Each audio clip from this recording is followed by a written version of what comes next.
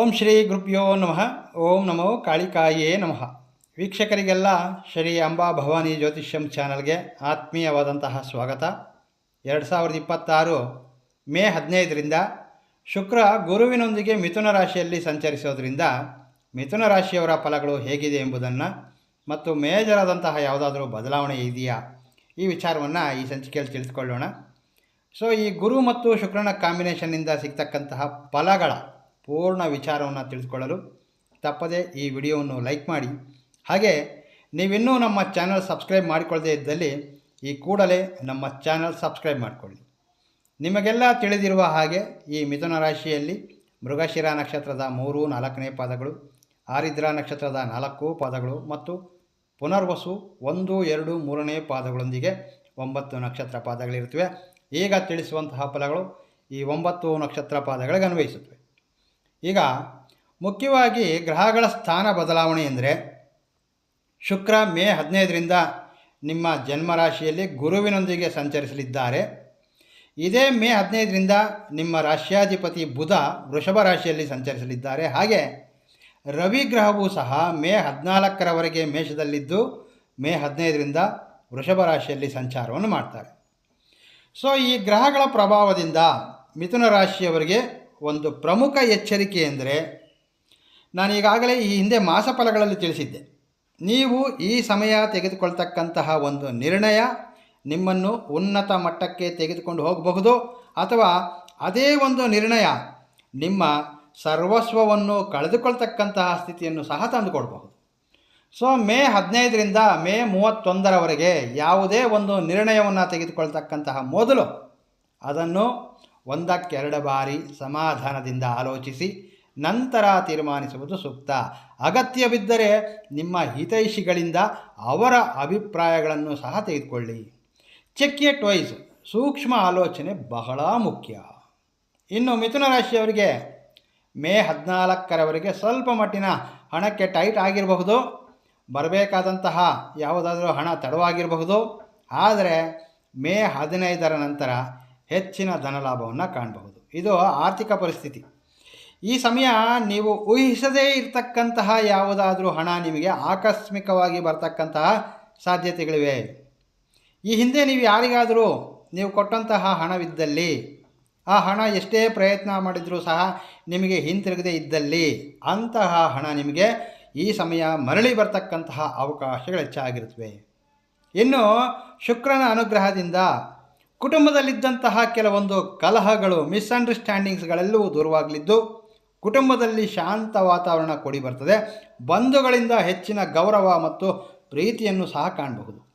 ಜೊತೆಗೆ ಮೇ 15ರಿಂದ ರವಿ ಗ್ರಹವೂ ಸಹ ವೃಷಭಕ್ಕೆ ಬರೋದರಿಂದ ಕುಟುಂಬದಲ್ಲಿ ಮತ್ತು ದಂಪತಿಗಳ ನಡುವೆ ಒಳ್ಳೆಯ ಒಂದು ಬಾಂಡಿಂಗನ್ನು ಕಾಣಬಹುದು. ಮೇ 20ರಿಂದ 31ರ ಮಧ್ಯಕಾಲದಲ್ಲಿ ಕುಟುಂಬದೊಂದಿಗೆ ವಿಹಾರ ಅಥವಾ ಪುಣ್ಯಕ್ಷೇತ್ರಗಳ ಪರವಾಗಿ ಯಾವುದಾದರೂ ದೂರ ಪ್ರಾಂತಗಳಿಗೆ ಪ್ರಯಾಣ ಬೆಳೆಸ್ತಕ್ಕಂತಹ ಸಾಧ್ಯತೆಗಳಿರುತ್ತವೆ. ರವಿಯು ವೃಷಭ ರಾಶಿಯಲ್ಲಿ ಸಂಚರಿಸೋದ್ರಿಂದ ಈ ಹಿಂದೆ ಅನೇಕ ದಿನಗಳಿಂದ ಅನಾರೋಗ್ಯ ಸಮಸ್ಯೆಗಳಲ್ಲಿದ್ದಂಥವರು ಸಹ ಸ್ವಲ್ಪವಾಗಿ ಆರೋಗ್ಯದಲ್ಲಿ ಚೇತರಿಕೆಯನ್ನು ಕಾಣಬಹುದು. ರವಿ ಬಲವಾಗಿರೋದ್ರಿಂದ ಆರೋಗ್ಯ ಸಮಸ್ಯೆಗಳಲ್ಲಿ ಒಂದಾದಂತಹ, ಅದರಲ್ಲಿ ಮುಖ್ಯವಾಗಿ ಚರ್ಮವ್ಯಾಧಿಗಳು ಅಥವಾ ನರಗಳ ಸಮಸ್ಯೆಗಳೆಲ್ಲವೂ ಸಹ ದೂರವಾಗುತ್ತವೆ. ಮೇ 15ರಿಂದ ಆರೋಗ್ಯ ಉತ್ತಮವಾಗಿರುತ್ತೆ ಅಂತ ಹೇಳ್ಬೋದು. ಇನ್ನು ಆರ್ಥಿಕ ಪರಿಸ್ಥಿತಿಯಲ್ಲಿ ಈಗಾಗಲೇ ತಿಳಿಸಿದಂತೆ ಹೆಚ್ಚಿನ ಧನಲಾಭ ಕಾಣಬಹುದು. ವ್ಯಾಪಾರದಲ್ಲಿರ್ತಕ್ಕಂಥವರಿಗೆ, ಬಿಸ್ನೆಸ್ ಮಾಡ್ತಕ್ಕಂಥವರಿಗೆ ನಿಮ್ಮ ವ್ಯಾಪಾರ ಸ್ಥಳದಲ್ಲಿ ನಿಮ್ಮ ಬಳಿ ಕೆಲಸ ಮಾಡ್ತಕ್ಕಂತಹ ಕಾರ್ಮಿಕರು ನಿಮಗೆ ಹೆಚ್ಚಿನ ಒಂದು ಸಹಕಾರವನ್ನು ನೀಡಲಿದ್ದಾರೆ. ಮೇ 15ರ ನಂತರ ವ್ಯಾಪಾರದಲ್ಲಿ ಲಾಭ, ಹೊಸ ಗ್ರಾಹಕರ ಪರಿಚಯ, ನಿಮ್ಮ ಕಾರ್ಮಿಕರ ಸಹಕಾರ ಇವುಗಳಿಂದ ಬಿಸ್ನೆಸ್ಸು ಇನ್ನಷ್ಟು ಉನ್ನತ ಮಟ್ಟಕ್ಕೆ ಬೆಳೆಯುವಂತಹ ಸಾಧ್ಯತೆಗಳು ಹೆಚ್ಚಾಗಿರುತ್ತವೆ. ರೀಸ್ಟಾಕ್ ಬಹಳ ಮುಖ್ಯ. ಮುಗಿದು ಹೋದ ಪದಾರ್ಥಗಳ ಐಟಮ್ಸ್ಗಳನ್ನು ಸಮಯಕ್ಕೆ ಸರಿಯಾಗಿ ರೀಫಿಲ್ ಮಾಡ್ತಕ್ಕಂತಹದ್ದು, ರೀಸ್ಟಾಕ್ ಮಾಡ್ತಕ್ಕಂತಹದ್ದು ಬಹಳ ಮುಖ್ಯ. ಈ ಸಮಯ ನೀವು ವ್ಯಾಪಾರದಲ್ಲಿ ಸ್ವಲ್ಪ ಹೆಚ್ಚಿನ ಗಮನ ಮತ್ತು ಎಫರ್ಟ್ಸ್ ಹಾಕೋದ್ರಿಂದ ಮಿಥುನ ರಾಶಿಯ ವ್ಯಾಪಾರಸ್ಥರಿಗೆ ಹೆಚ್ಚಿನ ಅನುಕೂಲಗಳು ಸಿಗುತ್ತವೆ.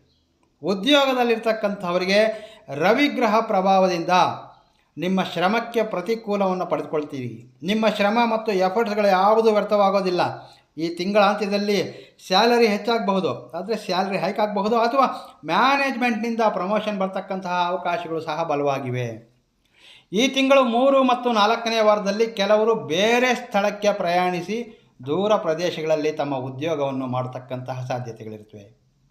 ರವಿಯು ಬಲವಾಗಿರೋದ್ರಿಂದ ನ್ಯಾಯ ಸಂಬಂಧಿತ ವಿಚಾರಗಳಲ್ಲಿ, ಸರ್ಕಾರಿ ಕಚೇರಿಗಳಲ್ಲಿ ಅಥವಾ ನ್ಯಾಯಾಲಯಗಳಲ್ಲಿರ್ತಕ್ಕಂತಹ ಫೈಲ್ಸ್ಗಳು ಸ್ವಲ್ಪ ವೇಗವಾಗಿ ಮುಂದೆ ಸಾಗ್ತಕ್ಕಂತಹ ಸಾಧ್ಯತೆಗಳಿರ್ತವೆ. ಕೋರ್ಟ್ಗೆ ಸಂಬಂಧಿಸಿದಂತಹ ವಿಚಾರಗಳಲ್ಲಿ, ಲೀಗಲ್ ವಿಚಾರಗಳಲ್ಲಿ ನಿಮ್ಮ ವಕೀಲರ ಪಾತ್ರ ಬಹಳ ಮುಖ್ಯವಾಗಿರ್ತದೆ. ಸೊ ಟೈಮ್ ಟು ಟೈಮ್ ನಿಮ್ಮ ವಕೀಲರಿಂದ ಅಪ್ಡೇಟ್ಸನ್ನು ತೆಗೆದುಕೊಳ್ಳಿ ಮತ್ತು ಅವರ ಒಂದು ಸಲಹೆ ಇವೆಲ್ಲವೂ ಸಹ ಬಹಳ ಮುಖ್ಯ. ಇನ್ನು ಉದ್ಯೋಗ ಪ್ರಯತ್ನದಲ್ಲಿರ್ತಕ್ಕಂಥವರಿಗೆ ಮೇ 18ರಿಂದ 28ರ ಸಮಯ ಬಹಳ ಅನುಕೂಲವಾದಂತಹ ಸಮಯ ಅಂತ ಹೇಳಬಹುದು. ನೀವು ಈ ಸಮಯ ಸ್ವಲ್ಪ ಹೆಚ್ಚಿನ ಗಮನವಿಟ್ಟು ಜಾಬ್ಗಾಗಿ ಪ್ರಯತ್ನ ಮಾಡಿದ್ರೆ ಈ ಸಮಯ ಉದ್ಯೋಗ ಪ್ರಾಪ್ತಿ, ನಿಮ್ಮ ಪ್ರಯತ್ನಗಳಲ್ಲಿ ಯಶಸ್ವಿ ಆಗ್ತಕ್ಕಂತಹ ಶುಭ ಸಮಯ. ಹಾಗೆ ವಿವಾಹ ಪ್ರಯತ್ನದಲ್ಲಿರ್ತಕ್ಕಂತಹ ಮಿಥುನ ರಾಶಿಯ ಯುವಕ ಯುವತಿಯರಿಗೆ ಮೇ 15ರಿಂದ 23ರ ಸಮಯ, ಆಲ್ಮೋಸ್ಟ್ ಮೇ 3rd ವೀಕ್, ಈ ಸಮಯದಲ್ಲಿ ವಿವಾಹ ಪ್ರಯತ್ನಗಳು ಫಲಿಸುವಂತಹ ಅವಕಾಶಗಳಿರ್ತವೆ.